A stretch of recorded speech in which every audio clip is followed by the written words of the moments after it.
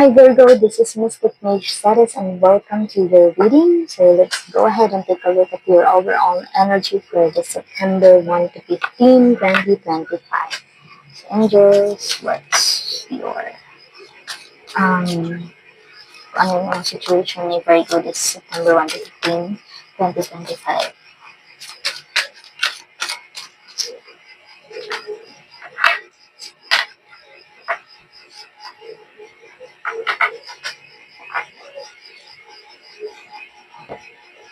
Okay. So, Virgo, you have the King of Swords, King of Pentacles, and Ace of Pentacles. So, dalawang king, isang ace. Tapos dalawang pentacles pa. Galing ah, di ba? Okay, first, we have the King of Swords. Okay, so King of Swords indicates an emotional control. I know that you are a very high intellect individual and you are very disciplined. Very, yung mga Virgo sobrang taas ng kanilang, um, intuition, control to themselves. Parang ganun. Yung authority. They have the power of a leader. Parang ganun. Tingnan nyo, dalawang card na yung sinasabi. King of Pentacles. Parang silang dalawa na nasa trono. So it just means that you, Virgo, you are very, you have this power to influence others. You have this power of control. Maybe sa inyong mind, sa inyong emotion, and you are very strategic when it comes to your finances or your career or mapalaglag man yan. Ganun. You're very, tawag yun? You are born a leader. Parang ganun. Perfect. Born a leader. Ganun. So you have here the King of Pentacles, which indicates a successful leadership. Yun na nga, sinasabi ko. You have this aura na you are born to be a leader. And I see a financial abundance coming in. And you are very excited. I guess you are very excited because of this. And yeah, may paparating na biyaya because of Ace of Pentacles. And because of your leadership, maybe you are a manager for someone na very high position, or you do have your own business, or you are the leader of your classroom or in your team, there is a success Kahit saan kayo ilagay, merong success because of Ace of Pentacles. This is growth, stability, new opportunity, success, abundance, prosperity, lahat-lahat na. Ace of Pentacles. Ang galing.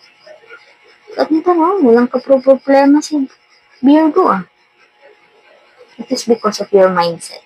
Sobrang strong na inyong mindset. You're born to be a leader. And I know that. And you know that. Diba? Virgo. Okay? Huwag na natin patagalin ang reading. So, let's get a healing energy card, oracle card. So, that's your guidance for Virgo. Oops, ang dami yun. Ito lang yung kukunin natin.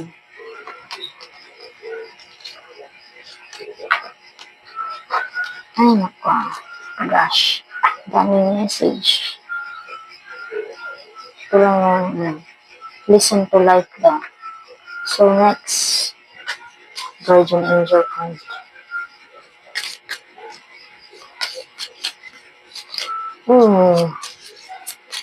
What's your message for Virgo? September 1 to 15, 2025.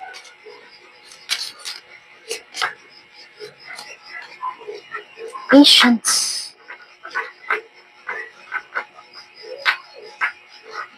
Okay. So first, you have the listen to life. I am attentive to the world around me. Signs and symbols guide me to success. I listen and discover the way to the eternal. Ang ganda ng card niya, Virgo. Ang ganda no, listen to life. You are very attentive. You're, you have this strong presence of leadership, strong mind. Parang lahat-lahat na, strong. And you listen to your mind. Hindi kayo nagpapadala sa emosyon. You're very rational thinking. Parang ganon. And you listen to life. Ganun. And I have here the patience card from Angel. Patience is required at the moment. Okay? You may feel that things are not moving as fast as you would like, yet there is a lot going on energetically. The current situation causing concern is evolving positively. Let go and have patience. You will eventually realize that this whole event was in fact a blessing. All is perfect as it is. Trust you are eternally loved and guided. Okay. So, yun. Siguro ang gusto lang sa inyo ni universe is to be patient. Huwag madaliin. I think you have this energy din yung iba siguro na may pagka-aggressive. So, the universe is telling you to just be patient. Everything flows smoothly and in time. Parang ganun. Tingnan mo, patient si Virgo. Pero at some point, siguro may mga times na naiinip kayo. Pero you do control that kind of emotion. Diba? Nakaupo sila pareho, diba? They are patient. But sometimes, tao lang naman tayo, diba? Nakokontrol nila ang kanilang emotion. Ang galing. Galing ni Virgo. That's a great reading. Thank you so much for watching. And like, comment, share, and subscribe.